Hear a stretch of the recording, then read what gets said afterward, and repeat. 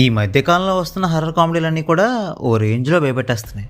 కాకపోతే దానికి కారణం ఆ మూవీస్లో ఉండే హర్రర్ ఎలిమెంట్స్ కాదు, ఆ మూవీస్లో ఉండే కామెడీ ట్రాక్స్.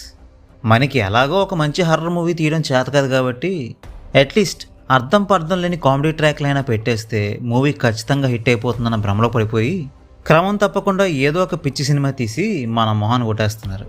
ఇందులో భాగంగా మొన్న వచ్చిన గీతాంజలి మూవీ ఫ్రస్ట్రేషన్ నుంచే ఇంకా బయటికి రాలేదురా అనుకుంటే ఈలోగా ఈ బాక్ మూవీ వచ్చి నా బుర్ర పాడు చేసిపోయింది. బేసిక్గా ఈ ఫ్రాంచైజ్ మీద ముందు నుంచి నాకు మంచి ఒపీనియన్ లేదు. పోనీ ఈ మూవీతో అయినా నా ఒపీనియన్ మారుతుందా అనుకుంటే అది జరగలేదు. ట్రైలరే కానీ మిగతా ప్రమోషనల్ మెటీరియల్సే కానీ ఏవి ఈ మూవీ మీద నాకు ఇంట్రెస్ట్ కలిగించలేకపోయాయి. ఇటువంటి పరిస్థితుల్లో ఈ మూవీ మీద నాకు ఎంతో కొంత ఇంట్రెస్ట్ కలిగేలా చేసిన విషయం ఈ మూవీకి పెట్టిన టైటిలే. అసలు బాక్ అంటే ఏమిటా అని గూగుల్ సెర్చ్ చేసి చూస్తే తెలిసింది. అస్సామీస్ ఫోక్లోర్ ప్రకారం బాక్ అనేది ఒక టైప్ ఆఫ్ డీమన్ అని, అది మనుషుల్ని నీటిలో ముంచి చంపేసి ఆ చచ్చిపోయిన మనిషి రూపంలోకి మారిపోయి ఆ మనిషి యొక్క ఫ్యామిలీ మెంబర్స్ దగ్గరికి మారు రూపంలో వెళ్ళి వాళ్ళని కూడా చంపేస్తుంది అని. ఇదంతా చదివాక ఈ కాన్సెప్ట్ ఏదో కొత్తగా ఉంది, కంజ్యూరింగ్లో వాలాక్లాగా ఈ బాక్ కూడా హైలైట్ అవుతుందేమో అనుకున్నా. అందుకు తగ్గట్టే ఈ మూవీ స్టార్టింగ్లో ఆ బాక్కి సంబంధించి ఇన్ఫర్మేషన్ ప్రొవైడ్ చేస్తూ ఒక ఇంట్రెస్టింగ్ సెటప్ని ఏర్పాటు చేశారు. ఇక చూద్దాం ఈ బాక్ ఆడించే ఆట ఎలా ఉంటుందో అనుకునేలోగా ఆ ఇంట్రెస్ట్ మొత్తం అడుగుంటిపోయేలా ఈ movie hero come director Sundar C గారు ఎంట్రీ ఇచ్చారు. ఇది వరకంటే మెయిన్ హీరోగా సుందర్సి యాక్ట్ చేసినా కూడా వేరే ఎవరో ఒక హీరోకి సైడ్ క్యారెక్టర్ ఇచ్చి ఆయన పక్కన పెట్టుకునేవారు.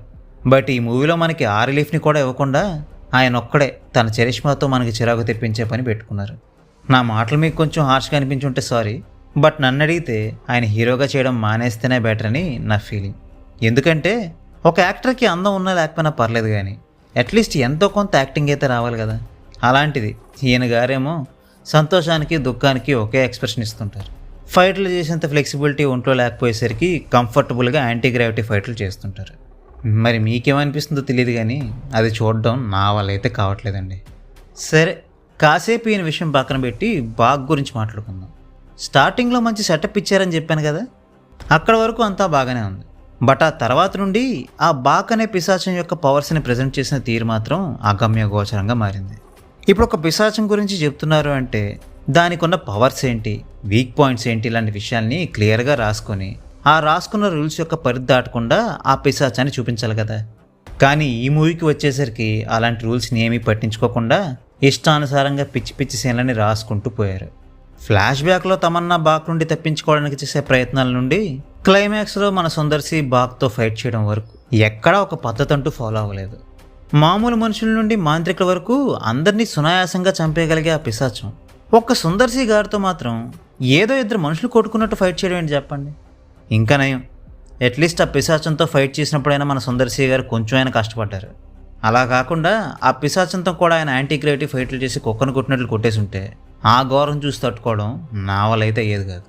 ఇక ఈ మూవీలో ఉన్న పాజిటివ్ పాయింట్స్ గురించి మాట్లాడుకోవాలంటే నేను ఎక్స్పెక్ట్ చేసిన దానికంటే బెటర్గానే ఉన్నాయి ఈ మూవీలో ఉన్న విజువల్ అండ్ సౌండ్ ఎఫెక్ట్స్. కొన్ని విఎఫ్ఎక్స్ షాట్లు మాత్రం నవ్వు తెప్పించేలా ఉన్నా కూడా ఓవరాల్గా చూసుకుంటే మాత్రం ఇంప్రెసివ్గానే ఉన్నాయి.